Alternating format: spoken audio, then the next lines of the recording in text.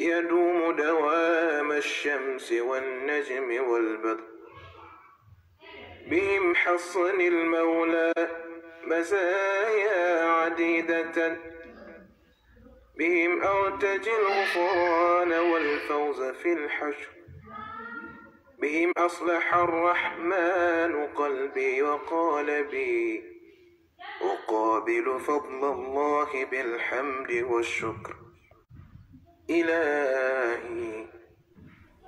أعوذ بالله من الشيطان الرجيم. بسم الله الرحمن الرحيم. اللهم صل على سيدنا محمد الفاتح لما أغلق والقاتم لما سبق ناصر الحق بالحق والهادي إلى صراطك المستقيم وعلى آله حق قدره ومقداره العظيم. Ô mon fils, le vrai t'a accordé la lumière de la foi, et ceci après t'avoir accordé la lumière de la raison. Prélève donc des deux lumières le tison de la bienséance, pour que tu puisses avancer dans les chemins les plus étroits et rester indemne de tout handicap. Attache ton âme par le cordon de la raison qui est tellement illuminé qu'il ne puisse s'égarer, que ce soit d'une manière interne ou apparente.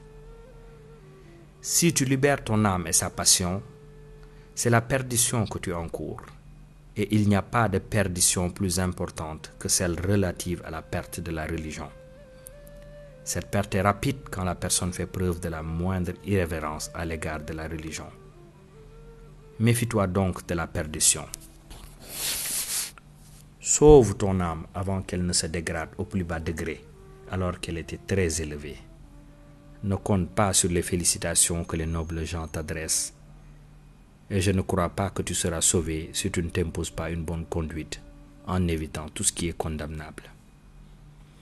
Ô mon fils, sache que la bienséance religieuse a été instaurée par le prophète sallallahu alayhi wa sallam, ainsi que par le groupe des pieux. La bienséance de ce monde ici-bas, quant à elle, n'est pas en contradiction avec la piété. Elle se résume plutôt à la bonne éthique.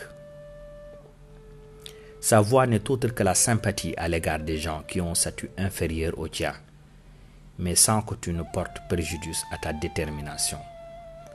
Renforce donc ton âme lors de la fréquentation des serviteurs par le remède de la modestie mélangée avec le miel de la bienséance et de la douceur dans la parole. Je crains que tu ne tombes dans des périls si tu ne respectes pas le droit de chacun selon sa situation. Sois donc conforme à la bonne idée qu'on se fait de toi et n'agis jamais selon ta propre passion si tu vois que l'autre n'est pas aussi aimable que toi et qu'il n'a pas donné d'importance au bien dont tu l'as fait profiter. Sois donc conforme à la bonne idée qu'on se fait de toi et n'agis jamais selon ta propre passion si tu ne vois que l'autre n'est pas aussi aimable que toi et qu'il n'a pas donné d'importance au bien dont tu l'as fait profiter. Le mal est provoqué rapidement quand on avance dans son sens, que ce soit pour une cause juste ou fausse.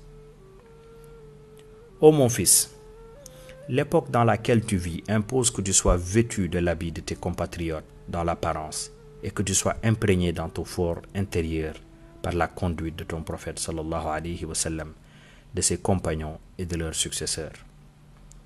Ne fais pas de brèche dans le bateau de l'accoutumance alors que tu es déjà monté dessus et que tu te trouves dans les profondeurs de la concurrence de ton âme avec autrui.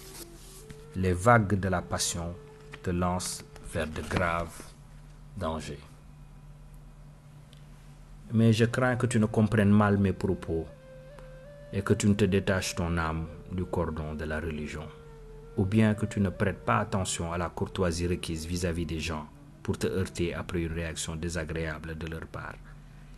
Méfie-toi donc et n'abandonne pas ce qui t'est appelé à faire lors de toute manifestation.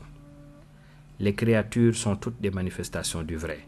Sois alors attentif tout en t'attachant au cordon de la religion.